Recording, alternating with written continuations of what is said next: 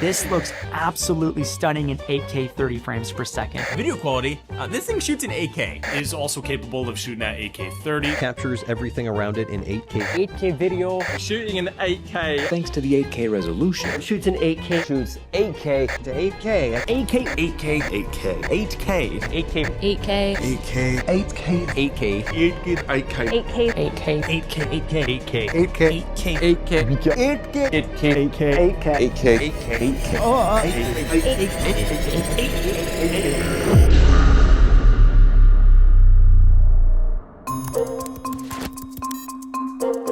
See, a 360 camera such as this one has two lenses on each side. These are circular fisheye lenses, and each lens can see wider than 180 degrees so that when it is time to create a 360 image, it has enough information to stitch the images together for a seamless 360 look.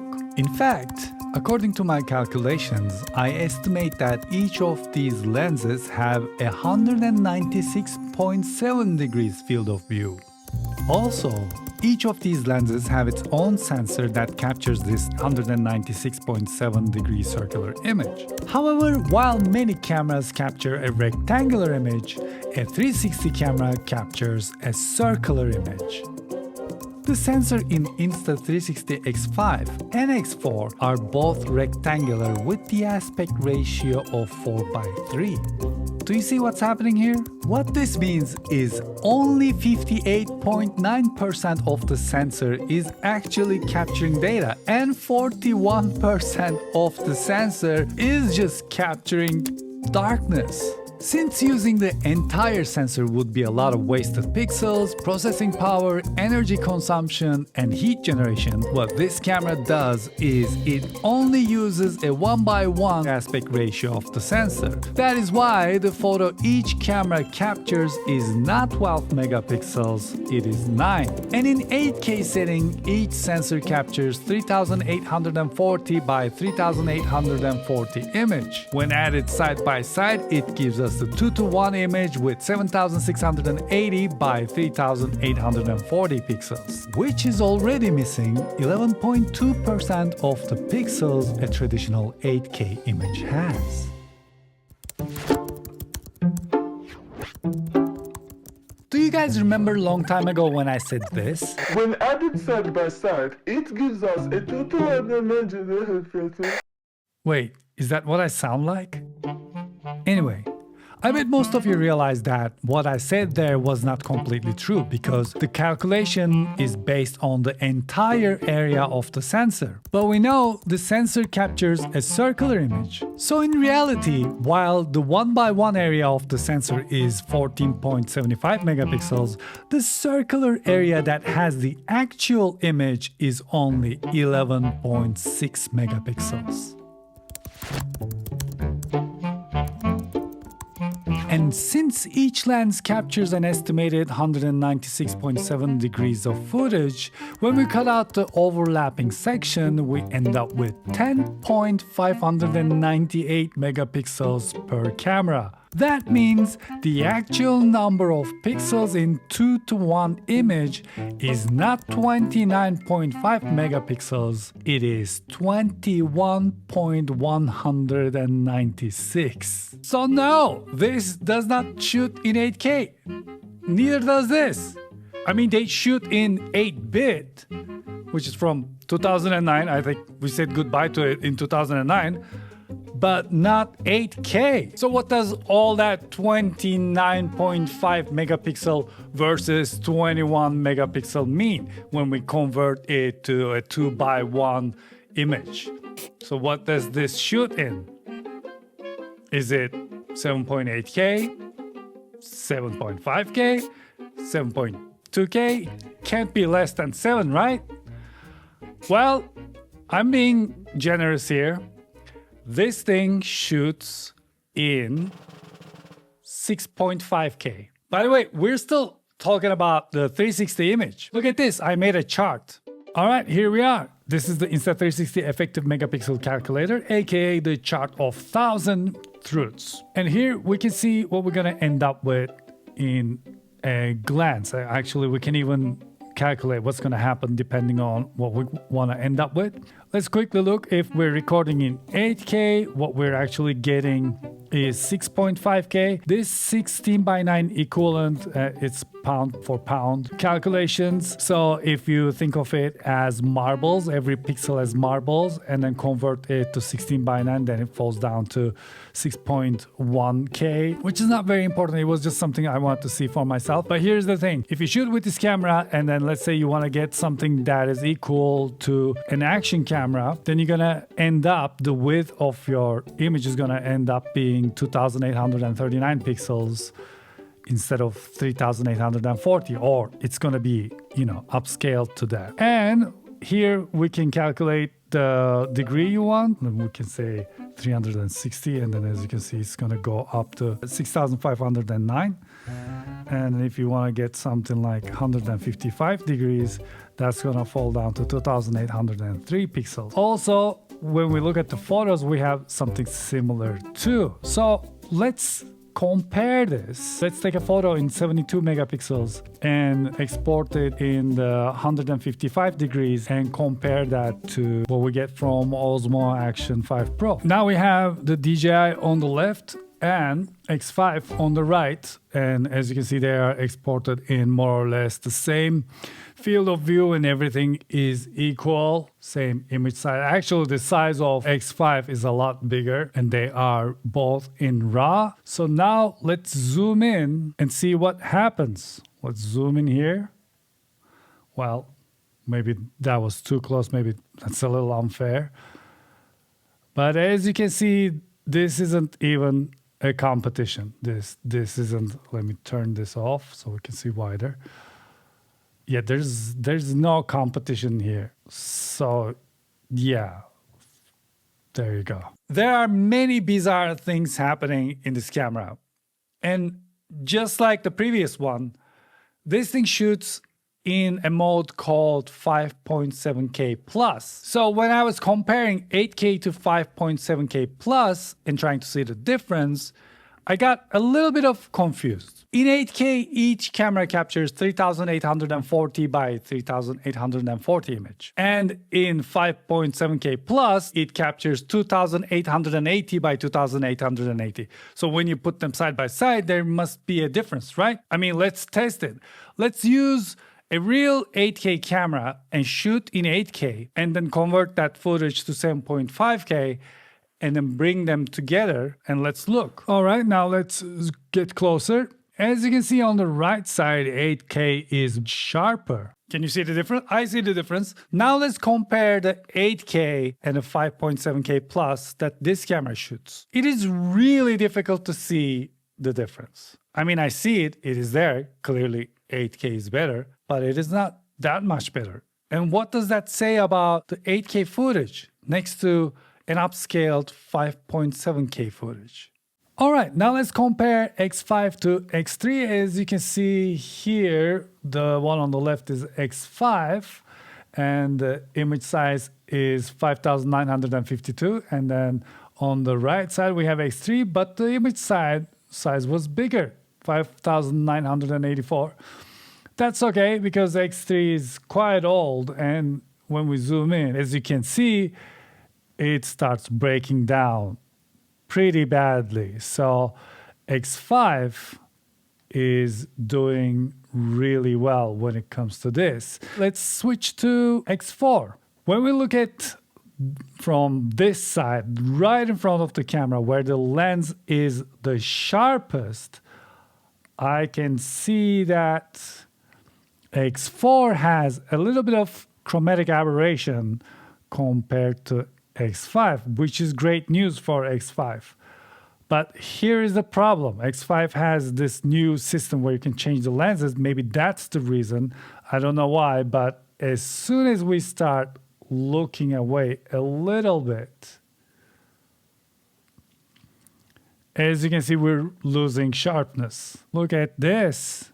Look at this. The sharpness goes away immediately. which is a problem because you don't hold the 360 camera like this. You hold it like this. There's also another 360 camera here, which I like to compare. This thing was released last year. This product is far from perfect. It has many problems, from stitching to bugs, from lack of features to size and weight. However, look at this comparison. Let me try to match the sizes because the other one records out in a bigger size because it has a square sensor instead of rectangle. But as you can see, it has its own problems, and probably that's why you never heard of this brand. Another play on words happens when you switch to active HDR mode. Active HDR mode is not HDR. An HDR footage is BT 2020. This shoots in Rec 709, so it doesn't have the high dynamic range. It's just high dynamic range because on sensor, the quad Bayer sensor, it does that highlight and shadow thingy. Also, this camera has this new feature called Pure Video Mode, and that got me really thinking. Because if you know anything about cameras, suddenly achieving a fantastic looking low light image, I mean, what is the magic there? The first thing I realized about the pure mode is how the sharpness gets a hit. I mean, of course, outside you can swing this camera around, no one can tell the difference. But in a controlled environment like this, you can clearly see what is happening when you switch to the pure video mode. And I realized in pure video mode, you don't have the option to play around with ISO or the shutter speed. So I don't know what ISO or shutter speed this shoots in low light. But I have a plan to figure it out. I created this 60 frames per second file where a rectangle moves one block every frame. When the camera is in 30 frames per second with the proper shutter speed of 1/60th, we should see one block captured in every frame. But since I cannot synchronize the timing of the shutter of the camera with the video on the TV, and there are factors like rolling shutter and scanning speed, we're seeing two less bright blocks, and that is okay. However, when we switch to pure video mode, we can see that the shutter stays open for a longer amount of time, so it can capture more light. And that is why we're seeing more blocks. When I go back to the regular video mode and set the shutter speed to 1/30th, I get similar results. If I switch back to regular video mode, set the camera to 5.7K 30 frames per second with shutter speed of 1/30th and set ISO to 640 and add a little bit of noise reduction in the post, I get a really close look to 8K pure video. Don't get me wrong, I still believe the camera does its magic noise reduction and the light smear clearing in the camera itself. Because the 8K footage looks almost exactly like 5.7K, let's say I'm not 100% convinced that this is as pure as the name suggests. Now also there's fast charging. Insta360 says this thing charges to 80% in 20 minutes with a tiny bit of footnote.